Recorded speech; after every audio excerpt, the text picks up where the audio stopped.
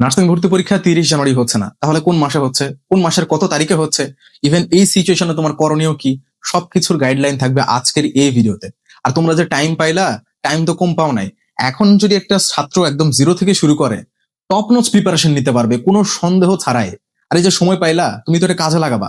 আর এই কাজে লাগানোর জন্য আমার এই সামনে 1.5 মিনিটের একটা বিজ্ঞাপন আসতেছে, এটা কাজে লাগবে। 1.5 মিনিটের বিজ্ঞাপন দেখো, এরপর আমরা আমাদের মেইন ভিডিওতে সুইচ করবো।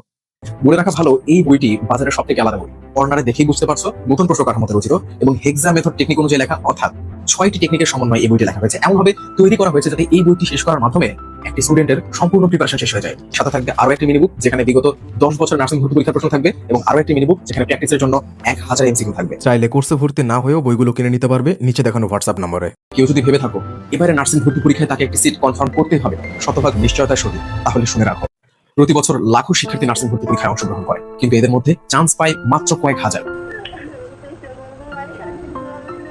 আবার চান্স প্রাপ্তদের মধ্যে কেউ কেউ শত পরিশ্রম করেও পাচ্ছে সাধারণ একটি সিট, আর কেউ বা 1 মাস পরিশ্রম করার মাধ্যমে পাচ্ছে সেরা প্রতিষ্ঠানে পড়ার সুযোগ। আমি প্রায় 1 মাস পরে জাতীয় মেধায় 46তম হয়েছিলাম। তাহলে সিক্রেটটা আসলে কোথায়? কিছু বিশেষ কৌশল, একবার যদি প্রস্তুতির কৌশলগুলো অবলম্বন করতে পারো তাহলে তুমিও হতে পারো তাদের মতো সফল।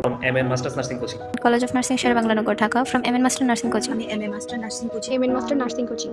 এটা হবে এক্সামের আগে আমাদের লাস্ট স্পেশাল ব্যাচ, যেখানে আমরা প্রস্তুতি নেওয়াবো আমাদের সবটা দিয়ে।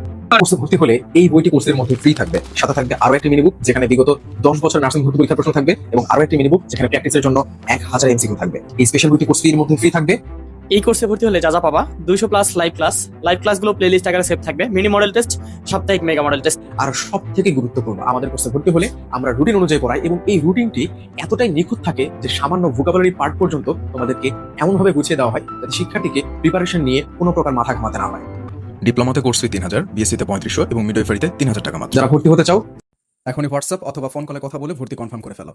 আচ্ছা, এখন মেইন ভিডিওতে আসি। প্রথমত হচ্ছে 30 জানুয়ারি নার্সিং ভর্তি পরীক্ষা হবে না। কেন হবে না? এটা কি নোটিশ পাইছিলেন আপনি? আমাকে জিজ্ঞেস করতেছো।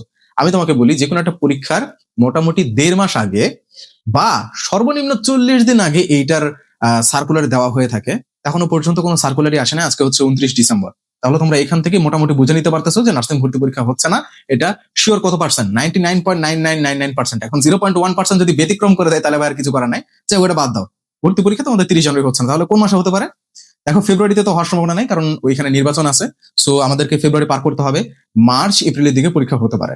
এর মধ্যে আবার এপ্রিলে হওয়ার সম্ভাবনা বেশি, এপ্রিলের মাঝামাঝি বা শেষের দিকে ভর্তি পরীক্ষা হওয়ার সম্ভাবনা সব থেকে বেশি। সোজা কথায় আনসার পেয়ে গেছো। এখন থার্ড কোয়েশ্চেন, সেটা হচ্ছে যে এখন তোমার করণীয় কি? শোনো, আমি বারবারই বলি যে আমি একজন ইউটিউবার হওয়ার পাশাপাশি আলহামদুলিল্লাহ মোটামুটি তোমাদের পছন্দের শিক্ষকও বটে। আমার যারা ফেসবুক পেজে সংযুক্ত আছো বা আমার পেইড ব্যাচে যারা সংযুক্ত আছো, তারা এটা মোটামুটি খুব ভালো করে জানো, তোমরাই বলো।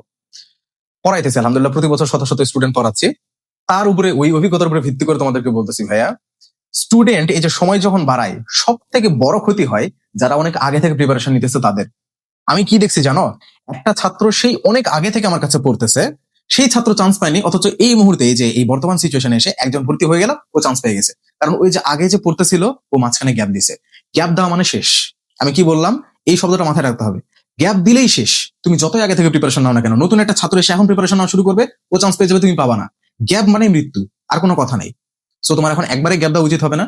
এবং যে বিভিন্ন কোচিং তোমরা হচ্ছে এক্সাম ব্যাচে সংযুক্ত হচ্ছ, তোমাদেরকে এই ব্যাপারে সচেতন করি যে যারা এই মুহূর্তে প্রিপারেশনে ঢুকতেছো, তোমাদের এক্সাম ব্যাচের দরকার নাই, কিন্তু যারা আগে থেকে প্রিপারেশনে ছিলা তাদের এক্সাম ব্যাচটার দরকার আছে।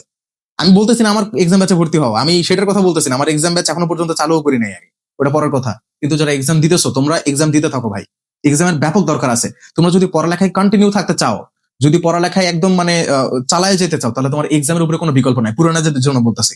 না হলে পড়ালেখার গতি কিন্তু একদমই থেমে যাবে। আমি আশা করি তোমাদেরকে সবকিছু বুঝাইতে পারছি। আমি আবারও বলতেছি, থেমে যাওয়া যাবে না, যে থামবে সে শেষ। আল্লাহ হাফেজ, ভালো থাকো সবাই। কোনো প্রবলেম থাকলে আমাদেরকে কমেন্ট বক্সে বলে রাখবা। স্পেশালি একটা কমেন্টের উপরে ভিত্তি করে হইলো আমরা তোমাদেরকে ভিডিও মেক করে সহযোগিতা করার চেষ্টা করবো।